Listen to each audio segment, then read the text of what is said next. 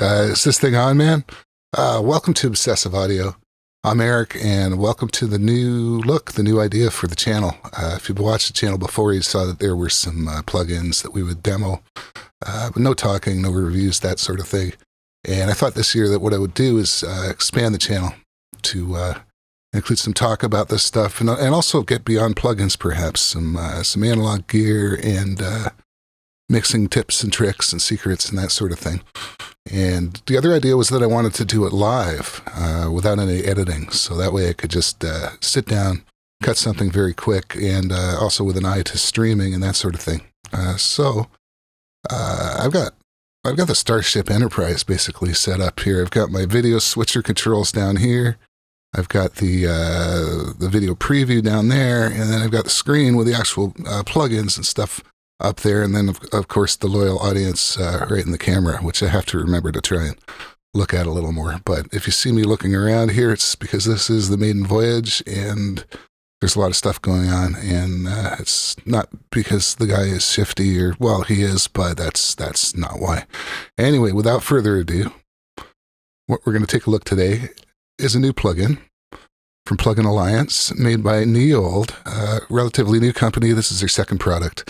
It's called Big Al. And Big Al is a saturator, distortion / EQ plugin. Sounds fantastic. It's based on tube gear. It's one of a kind, unique. Why don't we go over to their website and see what we're talking about here. There we go. Neold Big Al. Unique harmonics, filter freak, onboard mods. Yeah, if you know who these designers are, they designed Phil's Cascade for Elysia some time back, and that was another one of a kind tube unit with an ion saturation and that sort of thing. So they did that. Last year they released Neold V76U73 based on the Telefunk and stuff, and I just found it a fantastic model. Not only is the saturation nice and the EQ and the curves and that sort of thing nice, but they're interactive. The bands and the distortion interact with each other. So if you have more distortion, that's going to affect the other parts in the circuit model. And the EQs will actually start to hit different frequencies depending on how much gain there is. So that's something I'm going to show you coming up here. Why don't we actually take a look at that now, too, while we're at it. See, I'm trying to make the switching quick here. Here's a graph of the EQ, and we're going to listen to some audio examples later, but when you first turn it on, this is what you get. There's a roll-off in the low end, and also in the high end. Considerable, too. Like, it doesn't start to flatten out till around 100, and it starts to drop off really slightly at 5K and stuff. It's basically got a warming effect that's going to help you control the subharmonics and any kind of really, piercing high end that you have. And let's take a look at the controls here quickly. We've got a drive control, which is your distortion and harmonics. Level, which is your output level. Low and high EQs. The EQs are based on back-Sandel curves. And let's take a look at those right now. The low end seems to center around 100 hertz, and you can get quite a bit of boost up there if you see I'm getting 12 dBs, which when you're distorting, actually you can end up with a bit more, and we'll be seeing that in a bit. Here's the high end boost. It seems to be centered around 10 kilohertz, but as you go up in gain, that center kind of rises higher, like 12 to 15. You'll notice that peak is just sort of, it's reacting the way that a tube circuit does. Let's reset that back to normal, and we'll go over these here, which are these jumper cables. The first jumper cable, I believe, is like a presence boost. And you can see what that did there. That gives you a bit more starting, maybe a 500-600, and it gives you all the way up into the high end. So that's what that does. B is a bass compress. And I haven't actually played with bass compress that much, but it actually seems to reduce the low end a bit. But I guess that's because it's probably ducking it down and compressing it. So maybe that's something to play with later. And then this Y is voltage sag, and that's like a sag effect where the when it distorts on a transient or on a high level, the sound kind of sucks under for a little bit. Like guitar amps have that sag, and it does make a difference. It gives a bit of emotion to the sound. So that's kind of your basic controls and your frequency response. You also get a mix here, which is very useful. Mix control. And over here, you get a GUI size selection. You can go to normal, medium, or big, which is also helpful depending on what kind of screen you have. So let's take a quick look at the harmonics too while we're here. Get rid of that, and we'll put a tone generator and a frequency selector here. You can see here you've got actually your even and odd harmonics. You get 1 kilohertz to 2. There's your even order and your odd. And as you increase the gain, you're just going to get more and more harmonics. And when you're up here, this is a very distorted sound, as I'm sure you'll hear. And that activity on the bottom is the DC offset filter, which they have put in this unit, which is great. And it's obviously set quite low as to not reduce a lot of subs. So that's actually a good sign when you see a little bit of activity there, because once it stabilizes, you've got no DC, and it's not sucking out a lot of your very subharmonic low end.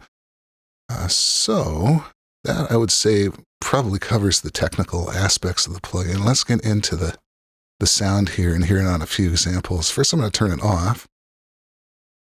And let's hear this beat, this loop. Let's just listen to it.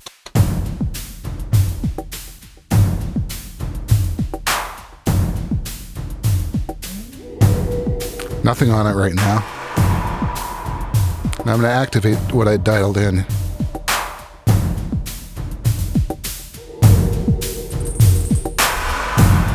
I'm just going to start playing with the controls here.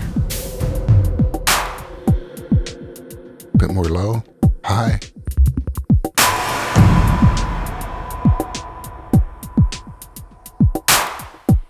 Going to distort it more.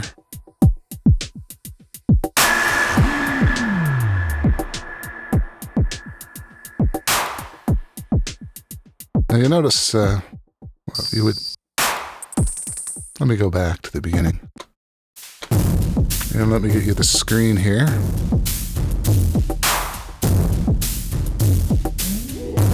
Now take a look here at the transients.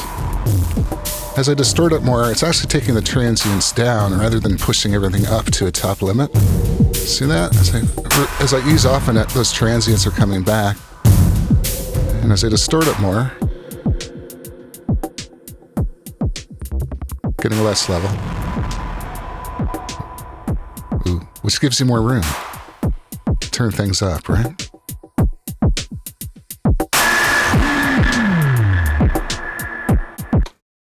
Go back. Now, obviously, this is really shredding the sound right now.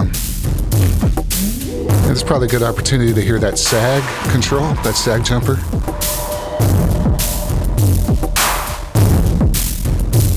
Listen to the low end.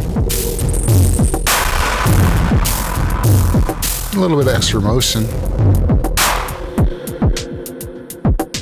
Whereas if I turn it off,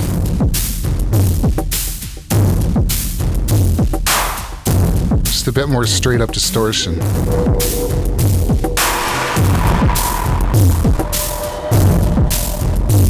Yeah, that sort of brings everything to life there.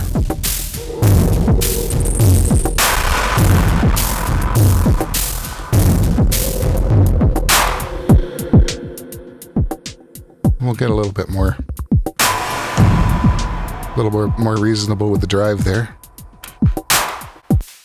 And let's listen to the presence boost here.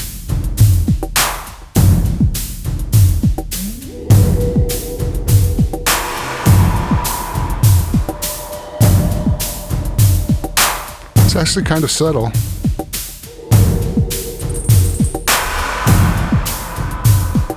Off.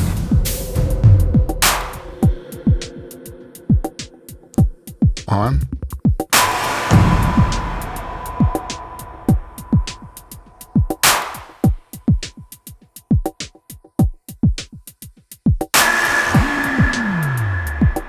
And the bass compressed.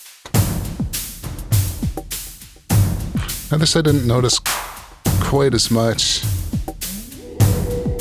I'm not sure why either. Let me really try to drive it and see what I can come up with a difference here.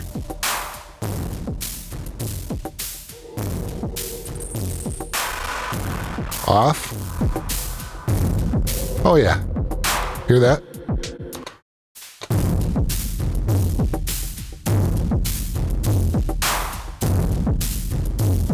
Tons of bass. Put the compress on. So we're moving quite a bit, holding it back. Let's give it the works here. Let's put some of that bass back in though. And just really see what happens.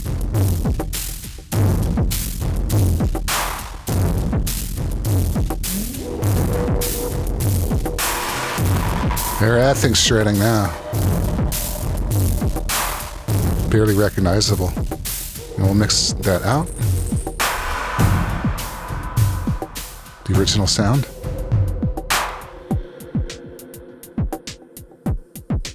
Mix.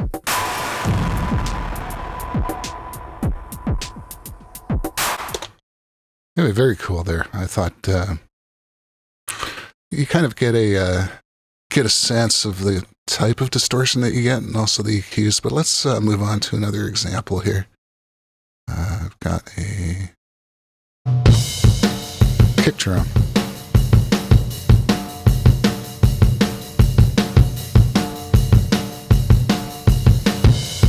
It's also dialed in another sound here on it.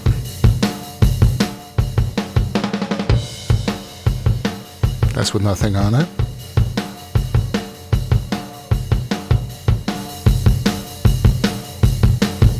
That's with it dialed in. Let's listen to what the controls are doing here. Let's take it back to its normal state. Off.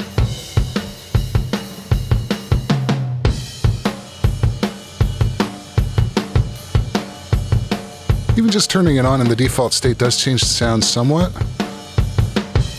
Let's give it some more drive. Let's hear those EQs.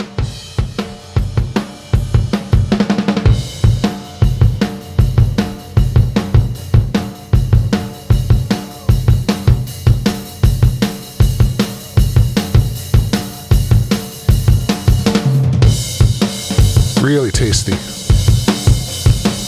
Let's put the sag on.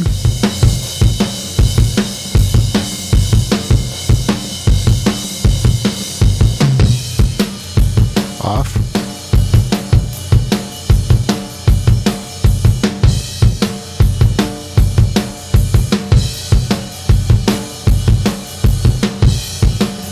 Presence.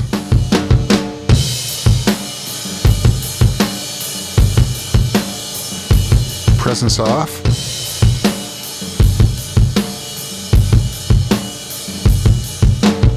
Back on. Now let's mix that down. Nothing? Start creeping in that distortion.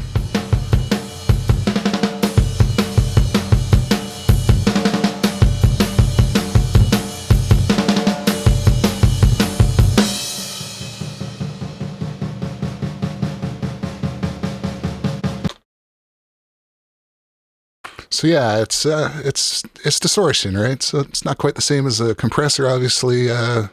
Might not always be what you want. In slight amounts, you're going to get quite a bit more level. You're going to get quite a bit more beef, and those tone controls are beautiful, as you heard. And then as you get more severe, you're going to hear that distortion more. Of course, you can slide the mix back a little bit in that case too, so you can preserve some of that original transient. But I'm just really liking what it did on drums and on electronic signals. Let's try it on a guitar, shall we?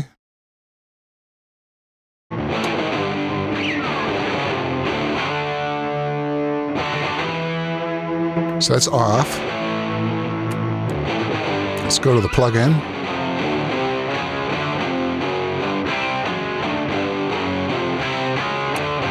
Let's hear what I dialed in.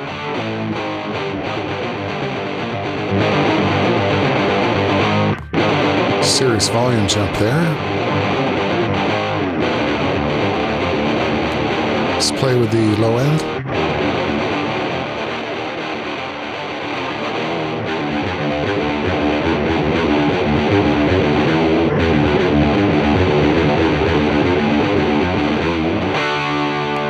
Really nice and warm. And this top end's up there. Maybe a bit too high in frequency for electric guitars. So maybe go easy on that. Maybe the presence would be, oh, that's on. Okay. What did the presence do? Let's turn it off. Oh, yeah.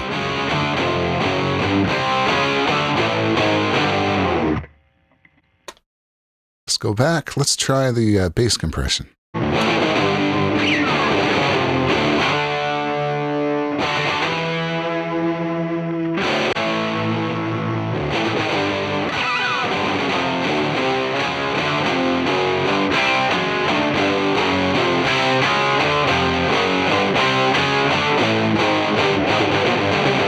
I could see that working in a mix real good. I had to compensate a little bit by adding some low down here. So without it, though,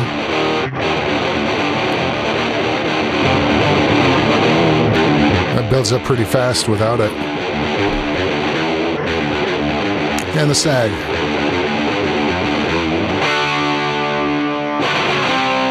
Sag is nice. Yeah, we could try mixing some of that.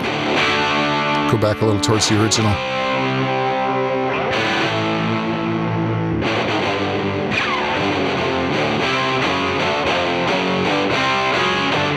Let's turn the whole thing off.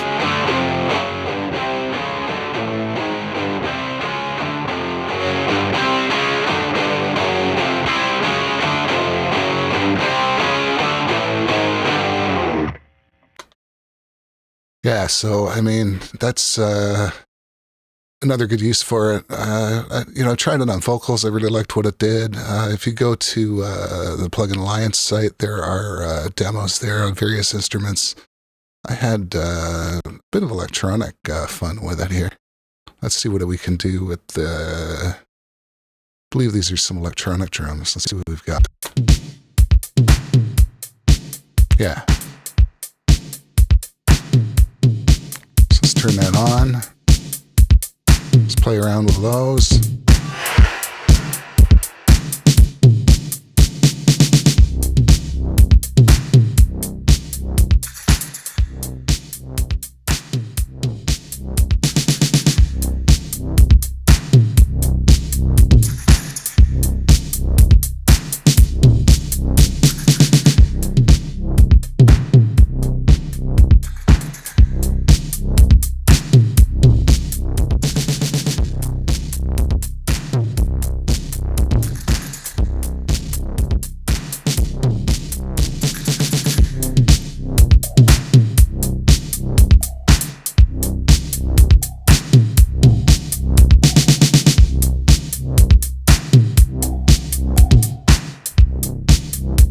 Off,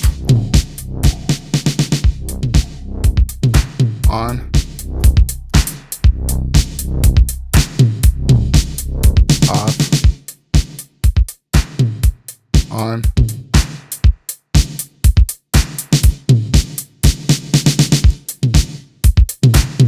Just bringing everything forward in a really nice way, the way that good tube stuff can do.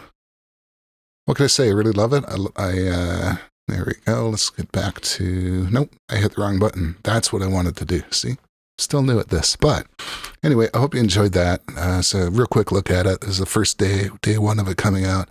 If you follow my other channel, The Mixercist, Chris and I are going to be recording an episode on this tonight. It should be out next day or so. So check that out as well. That's Mixorcist, Mixorcist, the YouTube channel there. And this is Eric. This is Obsessive Audio. I hope you really enjoyed that. And now I'm going to cue up the outro screen, and we will see you later.